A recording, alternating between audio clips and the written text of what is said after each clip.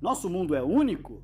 A Terra é um planeta excepcional, evoluindo em um sistema atípico? Há apenas 25 anos, era absolutamente impossível responder a essas perguntas. Por quê? A menos que sejamos totalmente megalomaníacos, precisamos nos comparar aos outros para saber se somos excepcionais. Até o final do século passado, éramos tecnicamente incapazes de descobrir planetas girando ao redor de outras estrelas além da nossa. Mas, desde então, as coisas mudaram bastante. No momento em que estou gravando este episódio, conhecemos fora do nosso sistema solar cerca de 5.630 planetas distribuídos em 4.200 sistemas planetários diferentes.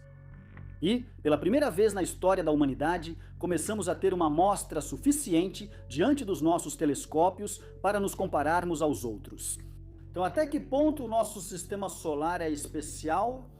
Para responder a essa pergunta, é preciso se perguntar qual a proporção dos milhares de outros sistemas recentemente descobertos que se parecem com o nosso. Mas antes de tudo, e só para refrescar a memória, vamos relembrar de forma geral as características do nosso sistema solar. Aqui estão representados os 8 planetas que encontramos nele, com, próximos ao Sol, 4 planetas rochosos chamados de telúricos, e mais afastados, 4 planetas gasosos, muito mais massivos e imponentes. Percebemos que as massas dos planetas internos são insignificantes em relação às dos mais distantes do Sol. As gigantes geladas, Urano e Netuno, são mais ou menos 4 vezes maiores que a Terra e 15 vezes mais pesadas, enquanto Saturno e Júpiter pesam, respectivamente, 95 vezes e 320 vezes mais que o nosso planeta. E se colocássemos o Sol em escala, ele nem caberia na imagem. Obviamente, o espaço é vasto, tão vasto que é impossível representar em uma mesma imagem e em escala tanto os tamanhos dos planetas quanto as distâncias que os separam. Vamos ampliar tudo para visualizar as enormes distâncias entre os planetas, ignorando os tamanhos e focando só nas distâncias. Você está vendo agora na tela as distâncias vertiginosas que separam as órbitas dos planetas do Sol, assim como suas formas respectivas. E, obviamente, nesse tipo de representação, os planetas e a nossa estrela já não estão mais em escala. Então, grosso modo, temos 4 planetas rochosos e depois 4 gasosos que se distribuem dessa forma. Se você gosta de espaço, até aqui nada surpreende. Estamos acostumados com o nosso sistema e poderíamos até pensar que ele é comum. E o que fica estranho é que quando apontamos nossos telescópios para estudar os planetas que giram em torno de outras estrelas, além da nossa, percebemos que essa configuração não é nem de longe o que encontramos. Na verdade, a grande maioria dos milhares de outros sistemas planetários descobertos nos últimos 30 anos são extremamente diferentes uns dos outros. Vocês vão ver, é fascinante. Para começar, quase metade das estrelas estudadas tem sistemas muito mais compactos e próximos do que o nosso. Como no sistema Kepler-11, onde foi descoberta, ao redor de uma estrela do tipo do nosso Sol, a presença de 6 planetas, dos quais 5 estão tão próximos de sua estrela que todos poderiam facilmente caber dentro da órbita de Mercúrio. E também, em quase 1 a cada 2 sistemas, encontramos um planeta do tipo Super-Terra ou Mini-Netuno. Esses planetas de um tipo novo, que não encontramos absolutamente no nosso sistema solar, podem ser de 1,5 a 3 vezes maiores e de 2 a 10 vezes mais pesados que a Terra. E, portanto, são uma espécie de intermediários entre planetas rochosos, como o nosso, e gigantes gasosos gelados como Urano e Netuno. Sem esquecer que 10% dos sistemas estudados também possuem gigantes gasosos do tipo de Júpiter, mas orbitando extremamente perto de sua estrela. Outra coisa que nos intrigou nessa diversidade é a ordem dos planetas. Porque o tipo de configuração que o nosso sistema possui, com 4 planetas rochosos orbitando perto da estrela, seguidos de 4 planetas gasosos relativamente distantes, era o que imaginávamos encontrar quase em todo o cosmos. No entanto, isso não é absolutamente o caso. A maioria dos sistemas analisados possui arquiteturas totalmente distintas. Às vezes, vemos sistemas em que a massa dos planetas cresce com a distância da estrela, com os menores perto do centro e os maiores mais distantes. Mas sistemas onde a massa dos planetas diminui com a distância da estrela parecem igualmente numerosos. E também já foram encontrados sistemas com uma arquitetura um pouco maluca, onde planetas com massas muito diferentes se sucedem sem uma lógica aparente. E, principalmente, cerca de 80% dos sistemas que encontramos possuem planetas que estão todos mais ou menos na mesma faixa de massa. Além da surpreendente distribuição dos planetas, o que mais chamou a atenção foram as formas de suas órbitas. Porque, se no nosso sistema solar todos os planetas possuem órbitas quase circulares, na grande maioria dos milhares de outros sistemas planetários que descobrimos, encontramos planetas com órbitas elípticas bastante acentuadas. Comparado a milhares de sistemas planetários descobertos, o nosso, com pequenos planetas perto do Sol, os mais massivos mais afastados e sem superterras ou mini-Netunos mais próximos do Sol do que Mercúrio, parece quase excepcional. E o primeiro reflexo que poderíamos ter diante dessa aparente estranheza seria imaginar que somos um sistema especial, que tem algo um pouco anormal. Só que se a gente parar para pensar, percebe que existe aí um enorme viés. Porque esses retratos estão longe de serem completos, já que nem sempre conseguimos detectar todos os planetas presentes nos sistemas devido às limitações de detecção das nossas tecnologias atuais. A gente sempre descobre aquilo que é capaz de perceber. Muitas delas, pequenas demais ou orbitando muito longe de sua estrela, passam despercebidas. E esses 5.630 planetas descobertos refletem, portanto, apenas em parte a real diversidade da arquitetura dos sistemas. Para provar isso, vou mostrar um gráfico de dispersão. Não fuja, você verá, é fascinante. Depois disso, você provavelmente vai passar a vida olhando para o céu de outra maneira. Nesta imagem, você vai ver aparecer gradualmente todos os planetas que descobrimos ao longo das últimas 3 décadas. E vamos poder compará-los a Júpiter, Saturno, Urano, Netuno, a Terra e Vênus. Cada pequeno ponto aqui é um mundo completo por si só. Classificamos esses mundos pela massa e distância em relação à estrela. No eixo vertical, aqui estão as massas dos planetas, das mais leves que descobrimos, que aparecem na parte inferior da imagem e cujas massas são da ordem das de Mercúrio, até massas de milhares de vezes mais pesadas que o nosso planeta, que ficam lá em cima. Aqui, no eixo horizontal, está indicada a distância até sua estrela, desde aquelas que estão tão próximas que as erupções estelares literalmente as tocam, até aquelas que estão tão distantes de qualquer fonte externa de calor que fariam o interior do seu congelador parecer uma sauna. Esse diagrama evidencia indiretamente os limites dos nossos métodos de detecção.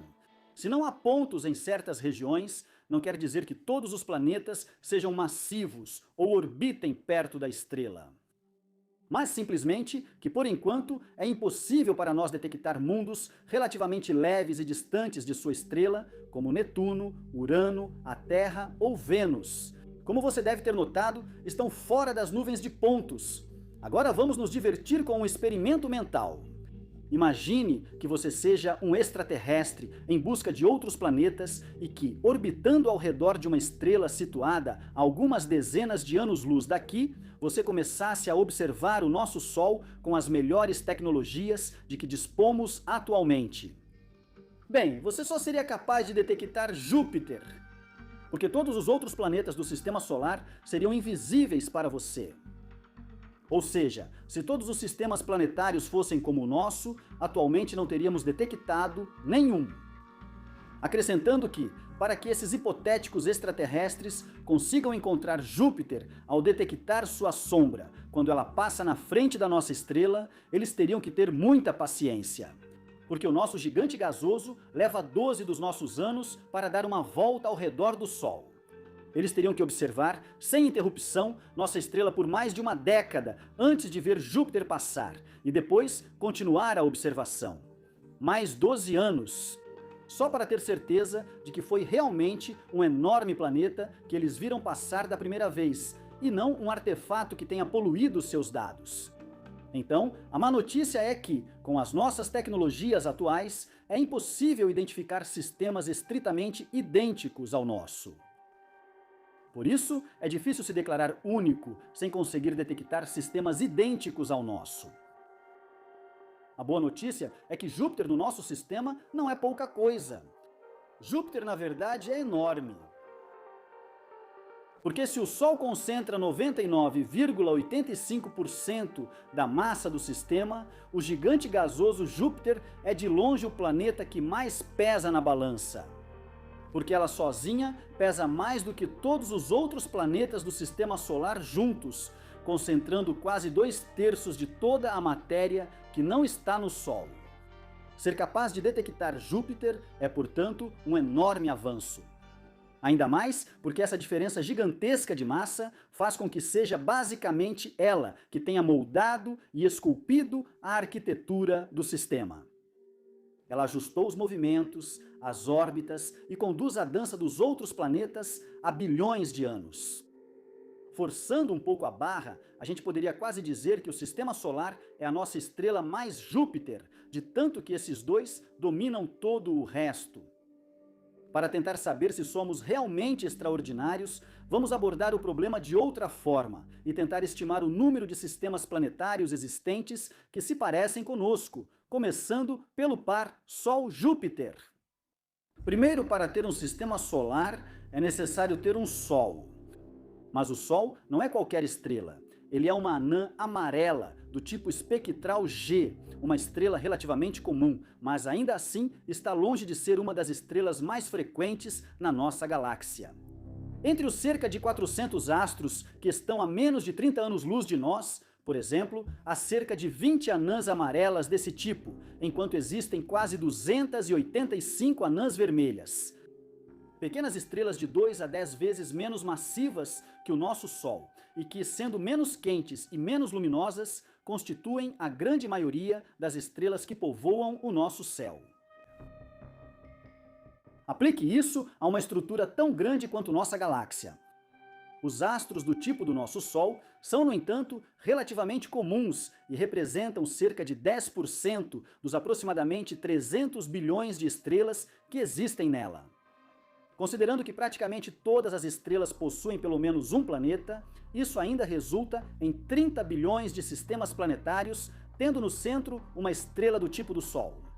Agora, vamos nos perguntar, entre esses 30 bilhões de estrelas do tipo solar, quantas possuem um gigante gasoso comparável em massa e distância da estrela, como Júpiter? Bem, não muitas.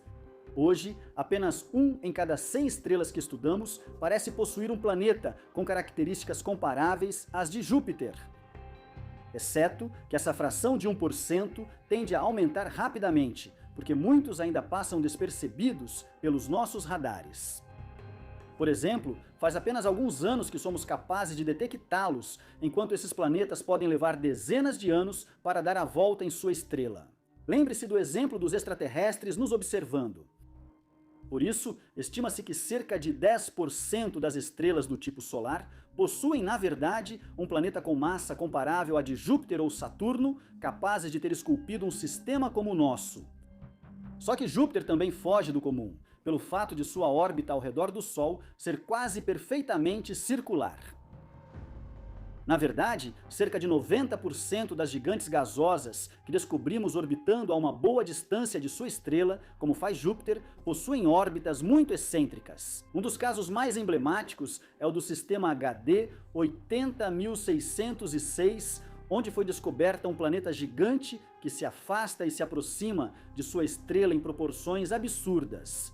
Se você pudesse entrar em órbita acima do topo das nuvens dessa gigante gasosa, quando ela estivesse no ponto mais distante de sua estrela, veria essa estrela crescer gradualmente até atingir 30 vezes o tamanho aparente do Sol no céu. Porque esse planeta possui uma órbita tão excêntrica que em cerca de 100 dos nossos dias, ele passa de receber uma quantidade de energia de sua estrela semelhante à que a Terra recebe do Sol para um valor 800 vezes maior. Tanto que foi possível medir, quando ela passa mais perto de sua estrela, um aumento de temperatura de mais de 500 graus em apenas 6 horas. Então, é claro, o caso desse planeta é dos mais extremos e nem todos possuem órbitas com excentricidade tão acentuada. Mas você entendeu a ideia. O problema com os sistemas planetários que possuem gigantes com órbitas elípticas é que, ao se aproximarem e se afastarem assim de sua estrela, essas gigantes acabam, com o tempo, desestabilizando as órbitas dos planetas menores que evoluem dentro do seu sistema. É por isso que temos quase certeza de que todos os sistemas que possuem gigantes desse tipo são desprovidos de planetas com massa comparável à da Terra, que evoluem em órbitas circulares. Para esses planetas, isso não é insignificante. Não ter uma órbita circular, ter uma órbita elíptica, significa estações potencialmente terríveis para o planeta que se aproxima e se afasta de sua estrela. Então, para resumir, tudo isso junto faz com que uma em cada 100 estrelas como o Sol deva possuir, como nós, um gigante gasoso com uma órbita praticamente circular. Uma chance em 100 não é tão comum, mas ainda assim acontece com bastante frequência. Para dar uma ideia, é só um pouco menos provável do que receber uma trinca em uma mão de pôquer de 5 cartas. Isso faz com que o número de estrelas do tipo solar que podem abrigar um sistema planetário como o nosso caia de 30 bilhões para 300 milhões. Vamos resumir. Cerca de uma em cada 10 estrelas é do tipo solar. E uma em cada 10 estrelas do tipo solar possui um gigante gasoso com massa semelhante à de Júpiter. E apenas 1/10 desses planetas possui uma órbita semelhante à da nossa gigante gasosa, ou seja, significativamente mais ampla do que a da Terra e quase circular. Portanto, fazemos parte do 0,1% cósmicos. Só que há outro aspecto do sistema solar que é notável. E essa particularidade só salta aos olhos dos especialistas, porque ela não está inscrita nas características de nenhum dos nossos planetas, mas sim no que não podemos ver, no fato de que parece que nos falta um planeta. De fato, quando observamos estrelas do tipo do nosso Sol, constatamos que quase metade delas possui pelo menos um planeta do tipo super-Terra ou mini-Netuno orbitando extremamente próximo da estrela. No nosso caso, isso não acontece. Não sabemos ao certo porque o sistema solar hoje não possui uma super-Terra próxima ao Sol. É possível, aliás, que o nosso sistema tenha tido no passado um ou mais planetas desse tipo, mas que eles tenham acabado caindo no Sol durante as primeiras fases de existência do sistema solar. Não vou me estender, retomamos essa história terrível em outro episódio com mais detalhes. Enquanto isso, lembrem-se disso. Se considerarmos que metade das estrelas semelhantes ao Sol perdeu sua super-Terra ou nunca chegou a formar uma, então temos uma estrela em cada 2.000 ao redor da qual orbita um sistema sensivelmente parecido com o nosso. Ou seja, um sistema planetário que se formou ao redor de uma estrela anã amarela com um gigante gasoso do tipo Júpiter, mas sem possuir uma super-Terra ou um mini-Netuno próxima da estrela. Uma estrela a cada 2.000 é raro, mas não excepcional. Você tem 2 vezes mais chances de encontrar um sistema planetário desse tipo escolhendo uma estrela aleatoriamente do que de tirar uma quadra de ases no pôquer. Estamos longe de uma anomalia estatística.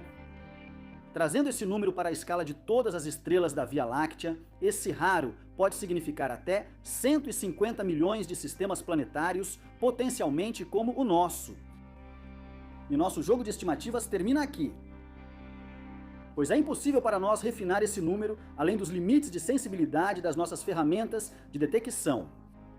Ferramentas que, por enquanto, não conseguem detectar planetas com massa semelhante à da Terra e orbitando a distâncias parecidas com a que separa a Terra do Sol. Nosso sistema solar é fruto de um acaso feliz e improvável ou de uma banalidade relativamente decepcionante. A única coisa que podemos dizer com certeza é que, do ponto de vista puramente estatístico, se nos compararmos aos milhares de sistemas planetários descobertos recentemente, o nosso não parece ter características atípicas. Isso não significa, porém, que ele não seja excepcional. Aliás, se pensarmos bem, será que não poderíamos dizer o mesmo de todos os outros, que, à sua maneira, provavelmente também nos pareceriam excepcionais se pudéssemos observá-los com o mesmo grau de detalhe que temos do nosso sistema solar? Se eu mostrasse um sistema com 4 planetas pequenos próximos da estrela e 4 grandes bem distantes, não sei se você acharia sua diversidade impressionante. Mas se eu disser que o primeiro, após a estrela, é um pequeno mundo abrasador de rocha e metal, sem atmosfera e denso como uma bala de canhão, que o segundo é coberto por uma atmosfera espessa, que frequentemente é palco de chuvas de ácido sulfúrico, e é quase 100 vezes mais pesada do que a do nosso planeta, e que um efeito estufa descontrolado a transformou em um inferno, que o terceiro planeta possui oceanos de água líquida em 2/3 de sua superfície. O quarto é um pequeno mundo ressecado, com uma imensa rede de cânions e um deserto congelado que às vezes é atingido por intensas tempestades de areia planetárias. Mais distante no sistema, há gigantes gasosos com luas igualmente estranhas orbitando-os. Algumas têm oceanos de água líquida, sob quilômetros de gelo em sua superfície.